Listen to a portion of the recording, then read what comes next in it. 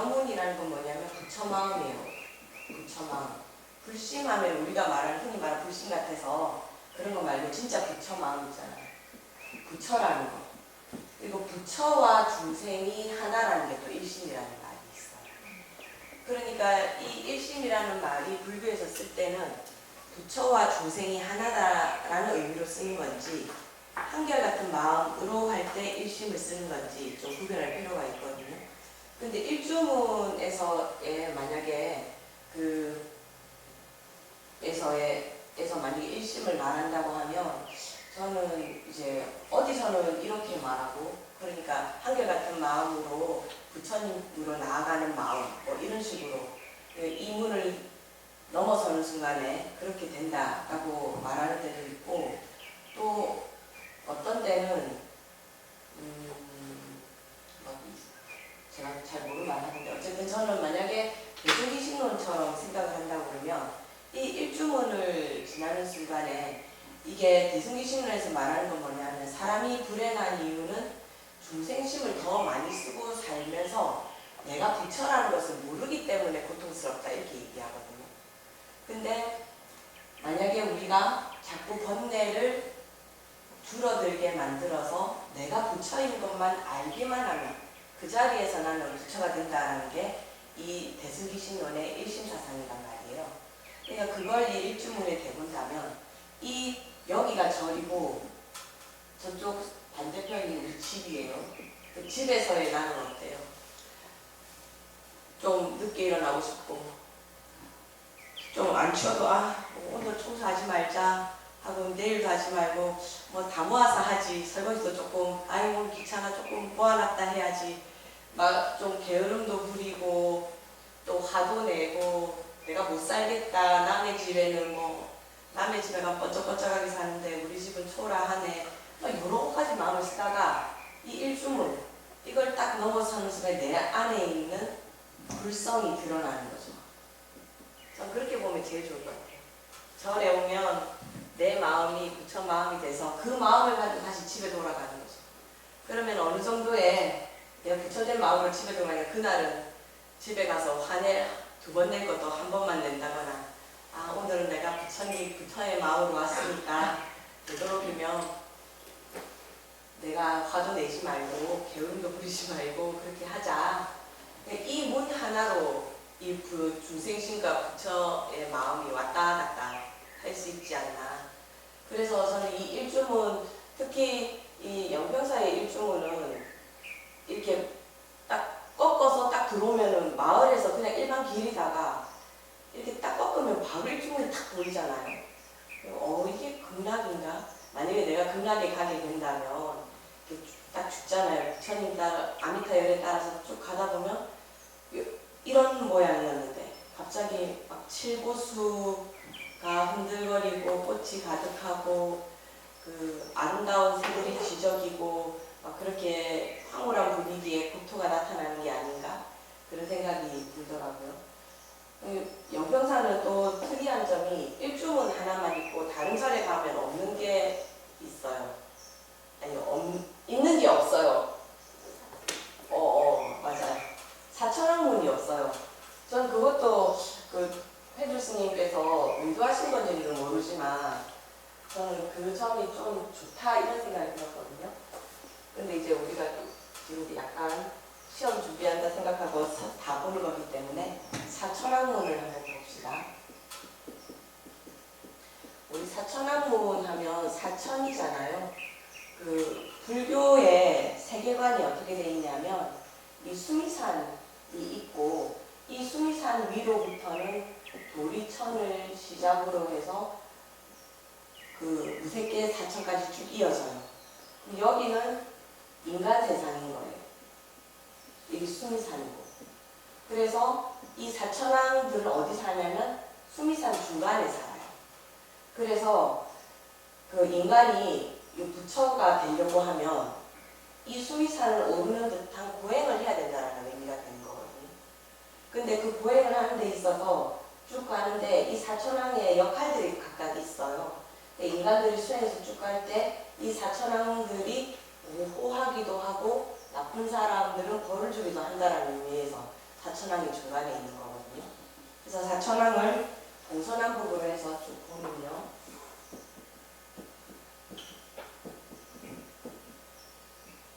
첫 번째는 지국천왕이라고 합니다.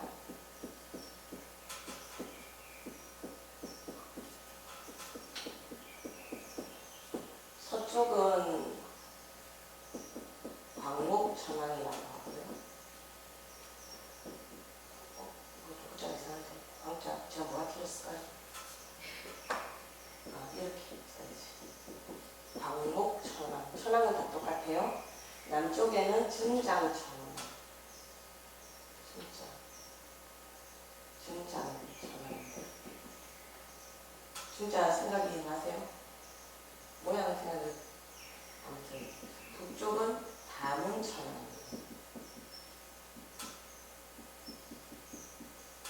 증자 생각나면 써볼게요. 근데 증장하다 할 때 그 증장이에요. 거기다 일직증자 쓰는 거예요. 네? 훑어보면 일직증자, 일직증자. 일직증? 승할 때 쓰는. 승? 예, 그. 이건가요? 예. 아, 비싼 것 같아요. 머리가 나빠갖고. 하다 보면은 이게 그 책 보고 오는 거예요. 동쪽에 지국천왕이 하는 일이 뭐냐면 보면은 진이다라는 뜻, 갖고 있다는 뜻이잖아요. 나라를 갖고 있는 거잖아요. 그러니까 인간의 선악을 관장해요. 그래서 선한 사람이 있으면 복을 주는 거예요. 그리고 나쁜 일을 한 사람을 벌을 주는 분은 광목천왕이에요. 광목천왕도 선악을 증장하는데 이쪽은 악을, 광목천왕은 광자가 넓은 광자에 눈목자니까 눈이 넓다라는 말이니까요. 이제 악한 사람을 악이 잘 쳐다본다는 거죠. 그리고 지국이니까 나라를 지니고 있다. 그러니까 착한 사람들을 약간 지켜준다. 이런 의미도 조금 가지고 있어서 이 지국천왕은 선 쪽에서 훨씬 더 잘 보는 거예요. 그래서 사천왕문 지날 때 보면 다리나 이런 데 보면은 누가 깔려있고 이렇게 깔려있는 거 보이시죠? 벌을 주는 모습이거든요. 그래서 광목천왕하고 지국천왕은 선악을 관장하는 거예요. 그러니까 이번 회주스님 법문 제가 유튜브로 보니까 이번 회주스님 법문이 뭐였어요? 계셨던 분들은 다 아실 텐데 아무리 작은 악이라도 짓지 말고 아무리 적은 선이라도 그 선은 꼭 지어야 된다. 그러니까 그 말은 뭐냐면 악이라는 것은 무조건 멀리 해야 되고 선이라는 것은 그게 아무리 적어도 좋으니까 늘 가까이 해야 된다는 말이거든요. 근데 그걸 누가 본다고요? 선은 지국천왕이 보고 악은 광목천왕이 쳐다보고 있다는 거예요. 증장천왕은 증장한다고 그러니까 뭔가 좀 좋아 보이죠, 그죠? 이렇게 막 뭘 키워줄 것 같잖아요. 사람의 복을 키워줍니다. 그러니까 이 사람들, 그러니까 이 세상 만물이 다 잘 자랄 수 있게 하는 것은 물론 사람들의 잘하는 것이 있으면 그것을 보고 복을 막 키워주는 역할을 해요. 그러니까 증장천왕한테 좀 잘해야 될 것 같지 않아요? 그리고 다문이라는 말은 마늘 다자에 들을 문자니까 많이 들었다라는 뜻이거든요. 그래서 우리 안한존자를 다문이라고 얘기를 하거든요. 그러니까 부처님 옆에서 시자였기 때문에 가장 많이 들었잖아요. 그럼 회주 스님 옆에서 가장 많이 들은 사람은 아마 영관 스님이 되겠죠. 그러니까 그런 식으로 옆에서 제일 시자로 살면서 그분의 말씀을 제일 많이 들었다 해서 다문이라고 하는데 이 북쪽의 다문천왕은 부처님의 법문을 가장 많이 들은 그러니까 법문, 좋은 말 이런 이야기를 많이 들어서 중생을 제도하고자 하는 마음이 크다고 그래요. 그래서 이 사천왕이 하는 일은 지금 쭉 보면 알겠지만 이 아래 인간을 보호하고 벌을 주기도 하고 선한 사람을 칭찬하기도 하지만 이 위로 올라가게 되면 이제 하늘이 되기 때문에 점점 복을 받아야 되는 곳이잖아요. 그럼 여기서 강별을 해서 이쪽으로 못 올라가게 하고 너 다시 내려가서 다시 해 라고 약간 잣대도 대해주는 역할을 이 사천왕에서 한다라는 거예요. 그래서 우리가 사천왕문을 이게 맨 처음 일심으로 들어와서 이제 부처님 마음으로 들어오고 나서 사천왕문에서 뭐가 되겠어요?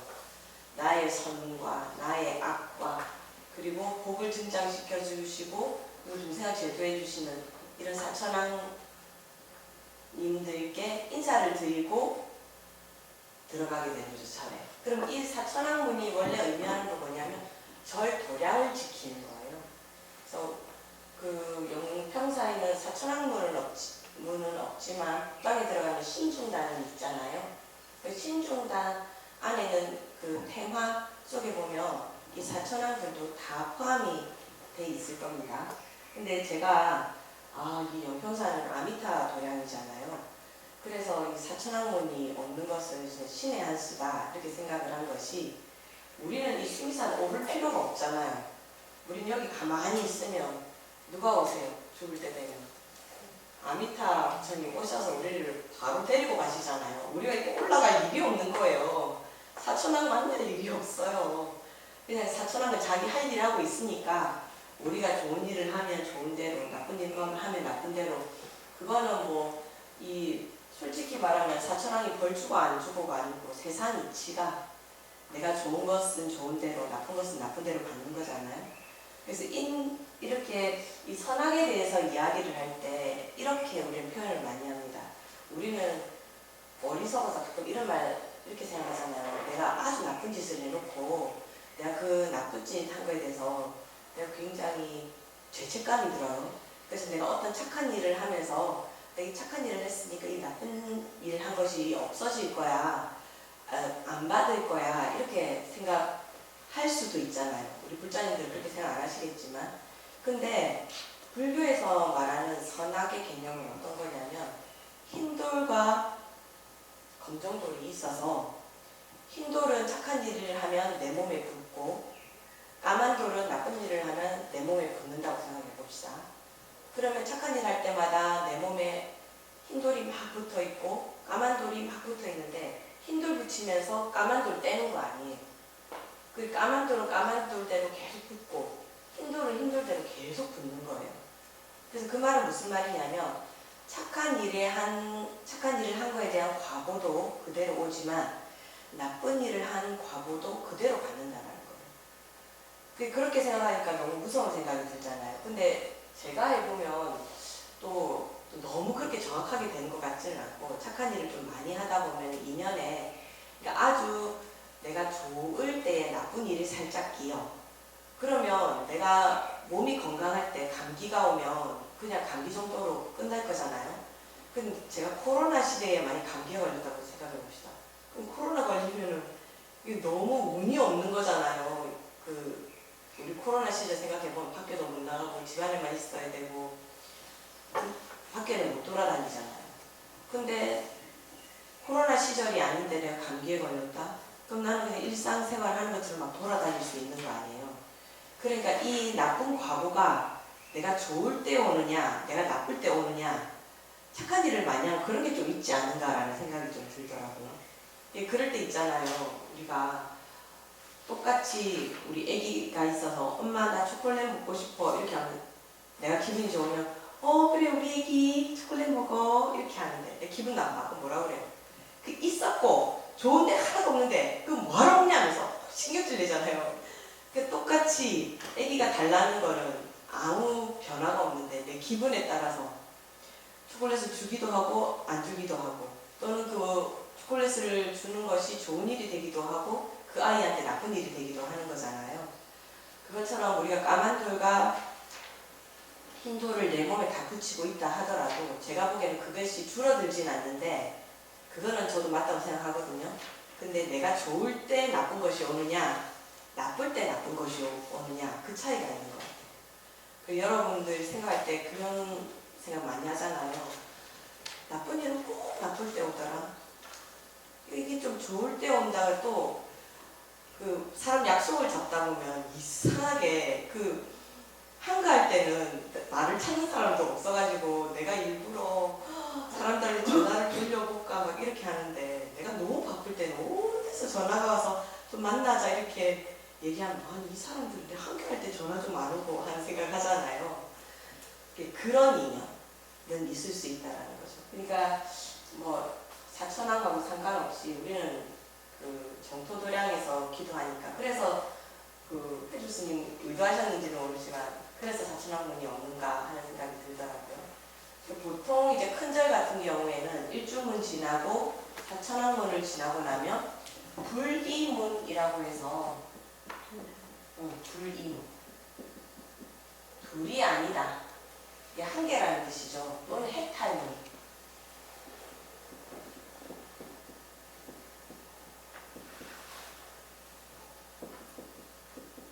이건 같은 말이거든요. 아니, 같은 말이라기보다는 사천왕문 지나고 나서 있는 문을 불이문이라고 하기도 하고 해탈문이라고 하기도 해요.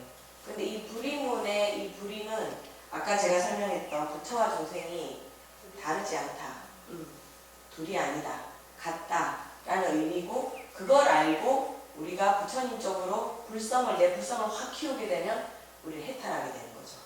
그래서 불이문과 해탈문이 같다. 근데 그 영평사는 엄청 큰 절인데도 또 해탈문도 없잖아요. 불이문도 없고.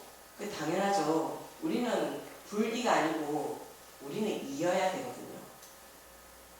뭔 소린가 하겠지만, 정토를 하는 사람들은 물론 내한테 불성이 있다라는 것을 부정하라는 말은 아니에요. 분명히 불성은 있어요. 불성이 있기 때문에 극락도 갈 수 있는 거거든요. 불성이 있는 건 맞아요. 하지만 그 불성이 나의 중생심과 하나라는 것을 우리가 깨닫기가 너무 어렵잖아요. 그렇기 때문에 정토에서는 그거 깨달으려고 그러면 너무 오래 걸리고 힘드니까 아미타 부처님을 믿고 따라와라 라고 하는 거기 때문에 정토에서는 중생과 아미타 부처님이 완벽하게 분리돼야 됩니다. 그 말은 무슨 말이냐면, 물에 빠진 사람을 구하는 것이 같이 물에 빠져 있는 사람입니까? 물 밖에 있는 사람입니까? 물 밖에. 적어도 배 위에라도 있어야 되는 거잖아요. 아주 수영을 잘하는 사람이라고 하더라도 물에 빠져 있는 사람, 같이 물에 빠져 있는 사람이 그 빠져 있는 사람, 수영을 못하는 사람을 데리고 나오는 건 그거 굉장히 힘든 일이거든요. 그래서 구명조끼라던가 뭐 이런 걸 들고 밖에서 들어가서 구해낼 때만 구해낼 수 있잖아요. 그러니까 정토에서는 불의를 부정하는 것이 아니고, 이게 불의가 맞기는 맞아요. 부처와 중생이 하나긴 하죠. 그런데 이것을 깨닫는 것은 너무 힘들잖아요. 그러니까 우리는 분리를 해야 되는 거예요. 아미타 부처님 계시고 중생인 내가 있다. 그러니까 나는 아미타 부처님을 통해서 구원받아서 극락에 가서 나는 이 불의가 아닌 이 이치를 깨닫겠다 하는 것이 정토에서 하는 말이거든요. 근데 그 각 절에 불의문이나 해탈문이 있는 것은 그 참선을 한다던가 아니면 어떤 수행을 통해서 내 안의 불성을 깨달아서 부처가 되겠다라는 거기 때문에 이 단계가 다 있는 거거든요. 근데 영평사는 아미타 도량이기 때문에 사천왕문과 불의문이 필요가 없는 거죠. 그래서 이런 말 혹시 들어보셨습니까? 불자들은 신중단에 절하면 안 된다. 그런 말 들어보셨어요? 한창 그 성철 스님 계실 때 그런 소리를 많이 해서 일반 불자들은 신중단에 절했던 것 같은데 이 스님들은 신중단에 절하지 마라고 막 그랬었거든요. 그 이유가 뭐냐면, 제가 이 말을 드리는 이유가 뭐냐면, 아무리 사천왕이 우리의 복을 관장하고 우리를 벌주고 이렇게 하는 존재라 하더라도 이 사천왕 자체도 번뇌가 있기 때문에 언젠가는 깨달아야 하는 존재라는 거죠. 그럼 깨닫기 위해서는 누구의 법문을 들어야 됩니까? 위타스님의 법문을 들어야 됩니까? 아니죠. 부처님의 법문을 들어야 되잖아요. 이 사천왕들도. 그러니까 스님들은, 그러니까 성철 스님 생각하시는 그 스님들은 부처와 같다, 선을 통하면 부처와 같다라고 생각을 했기 때문에 그 반야신경을 해줘서 법문을 해주는 거죠. 반야공을 설해주는 거죠. 신중단에. 신중단에 반야신경을 하는 이유가 법문을 해주는 거예요. 신자님들한테. 법문을 해줘서 깨닫도록 만드는 거죠. 그리고 스님들은 스승의 입장에서 반야신경을 해주는 거잖아요. 그래서 절을 하지 않는 거예요. 근데 저는 그렇게 생각하지 않고 그냥 저보다 더 높고 복 있으신 분이니까 당연히 절해야 된다. 이렇게 생각을 하고 있습니다.